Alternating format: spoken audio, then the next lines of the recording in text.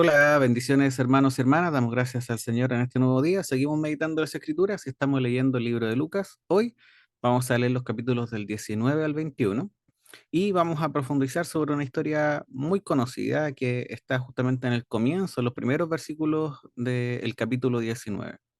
Acá veremos la historia de conversión de Zaqueo, este hombre que era, dice, el jefe de los publicanos y que conoció al Señor. En estos versículos aprendemos en primer lugar que nadie es demasiado malo como para ser salvo, ni está más allá del poder de la gracia de Cristo. Se nos habla de un publicano muy rico que llegó a ser discípulo de Cristo. Difícilmente podemos imaginarnos un suceso más improbable. Podríamos decir que vemos el camello pasando por el ojo de una aguja y al rico entrando en el reino de Dios. Tenemos una clara prueba de que todo es posible para Dios. Vemos a un avaricioso recaudador de impuestos transformados en un cristiano regenerado. La puerta de la esperanza que revela el Evangelio a los pecadores está abierta de par en par. Dejémosla abierta cuando la encontremos. No tratemos de cerrarla con una ignorancia de mente estrecha, nosotros tratando de decidir quién va a recibir o no va a recibir el Evangelio. Nunca debemos temer afirmar que Cristo es capaz de salvar a los perdidos y que el peor de los pecadores puede ser libremente perdonado si acude a Él. Debemos ofrecer el Evangelio firmemente a los peores y más malvados y decir, hay esperanza, solo tienes que arrepentirte y creer. Si vuestros pecados fueren como la grana, como la nieve serán emblanquecidos. Si fueran rojos como el carmesí, vendrán a ser como blanca lana. Así es lo que declara Isaías en el capítulo 1, versículo 18, y así es como vemos que se cumple en medio de este relato. Esa doctrina puede parecer a las personas mundanas una necesidad y una necedad y algo licencioso, pero es el evangelio de aquel que salvó a Zaqueo en Jericó.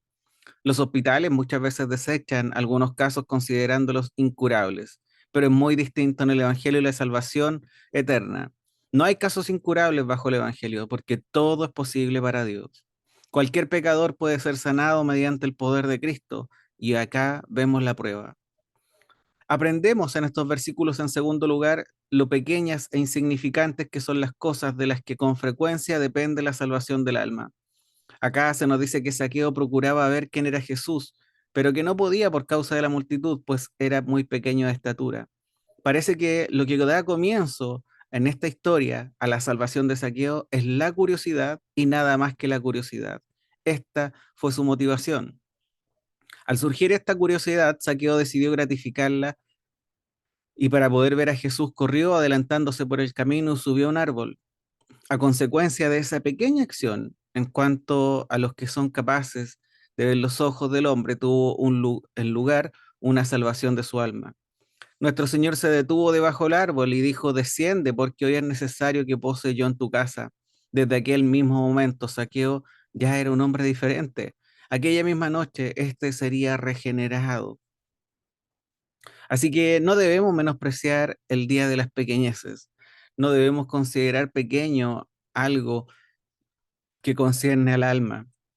Los caminos por los que el Espíritu Santo conduce a los hombres y mujeres a Cristo son maravillosos, pero también misteriosos. Con frecuencia comienzan en un corazón una obra que perdurará hasta la eternidad. Cuando un observador pasajero no ve nada importante, esto se cumple.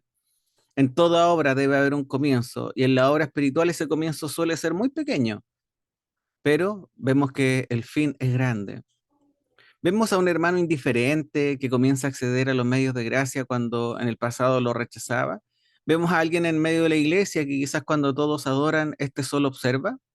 Cuando veamos estas cosas, recordemos a Zaqueo y tengamos esperanza que el Señor en su tiempo dará la conversión. No lo miremos fríamente porque sus motivaciones en el presente sean muy pobres o cuestionables, sino que creamos que es mucho mejor oír el Evangelio por mera curiosidad que no oírlo en absoluto. Tenemos que pensar que ese hermano está con Saqueo en el árbol. Tenemos base para creer que puede llegar más lejos. ¿Quién sabe si un día recibirá a Cristo con gozo y dará testimonio de ello? En estos versículos aprendemos en tercer lugar la libre compasión de Cristo hacia los pecadores y el poder de Cristo para cambiar los corazones. Es imposible concebir un ejemplo más notable que el que tenemos ante nosotros. Sin ser preguntado, nuestro Señor se detiene y habla con Zaqueo. Sin ser preguntado, Él se ofrece para ser invitado en casa de un pecador. Sin que se le pida, envía al corazón de un publicano la gracia renovadora del Espíritu y le coloca aquel mismo día entre los hijos de Dios. Es imposible ante un pasaje como este exaltar demasiado. Es imposible ante un pasaje como este exaltar demasiado la gracia de nuestro Señor Jesucristo. Nunca será excesiva la fuerza empleada en afirmar que en Él hay una infinita disposición a recibir y un infinito poder para salvar a los pecadores. Esto es algo que debemos destacar. No podemos quedarnos callados. Sobre todo, nunca será excesiva la firmeza con que afirmemos que el Salvador, que la salvación no es por obras, sino que es por gracia. Si alguna vez ha habido un alma buscada y salvada sin que hiciera nada para merecerlo, esta era la de Zaqueo. Acá podemos ver el orden de las cosas. Primero la gracia, después las obras. Nunca al revés. Aferrémonos a estas doctrinas y nunca las dejemos escapar. La salvación es por gracia y acá lo vemos claramente. Esta verdad veremos que su precio es mayor que la de los rubíes. La gracia, la libre gracia, es el único pensamiento que da descanso a los hombres en la hora de la muerte, porque las obras nunca serán suficientes. Así que debemos proclamar también esta doctrina con confianza a todo aquel a quien hablemos de cosas espirituales. Digámosles que acudan a Cristo tal como son, que no esperan ser mejores para poder acudir a Él, porque no es necesario. Acá vemos que su gracia es suficiente. Por lo tanto, no deben esperar con una vana esperanza de que estos pueden hacerse idóneos ellos mismos o querer ser dignos antes de ir a Él. En no menor medida, digámosle que Jesucristo los espera y que vendrá y morará en sus pobres corazones pecaminosos si le reciben.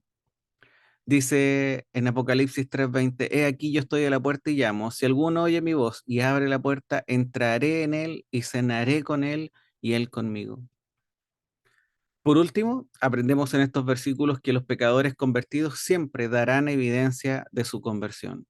Se nos dice que Zaqueo, puesto en pie, dijo al Señor, he aquí, Señor, la mitad de mis bienes doy a los pobres, y si en algo he defraudado a alguno, se lo devuelvo cuadruplicado.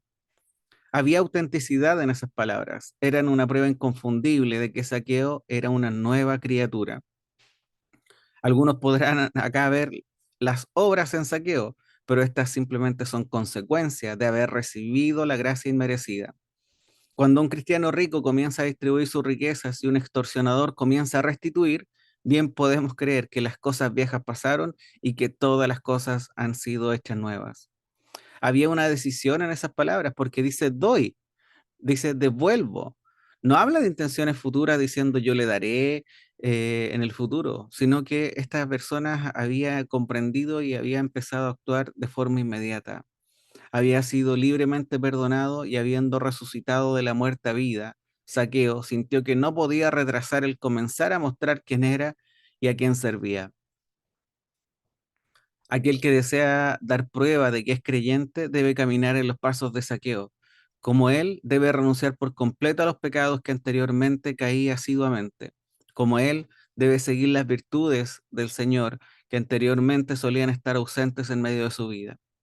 En cualquier caso, un creyente debe vivir de tal manera que todos puedan saber que es creyente. La fe no purifica, la fe que no purifica el corazón y la vida no es fe en absoluto. La gracia que no puede ser vista como luz y saboreada como la sal no es gracia, sino hipocresía. El hombre que profesa conocer a Cristo y confiar en Él, a la vez que se aferra al pecado y al mundo, desciende al infierno con una mentira a su diestra. El corazón que ha probado verdaderamente la gracia de Cristo odiará instintivamente el pecado y se aferrará a la gracia. Así que dejemos el pasaje con el último versículo resonando en nuestros oídos. El Hijo del Hombre vino a buscar y a salvar lo que se había perdido. Así que nosotros debemos mirar a nuestro Señor como el Salvador más que como juez. Como Cristo, es así como Cristo desea ser reconocido. Así que asegurémonos de conocerlo como tal, como el Salvador, como aquel que regenera vidas, como aquel que vino a rescatar lo que se había perdido, como aquel que puede transformar vidas que nosotros a nuestra razón pensamos que no pueden ser transformadas. Así que cuidémonos de que nuestras almas sean salvas. Una vez salvos y convertidos diremos, ¿qué pagaré a Jehová por todos sus beneficios para conmigo? Así dice el Salmo 116:12, y así diremos nosotros. Una vez salvos, no nos quejaremos diciendo que negarnos a nosotros mismos, como en el caso de Saqueo, es un requisito gravoso.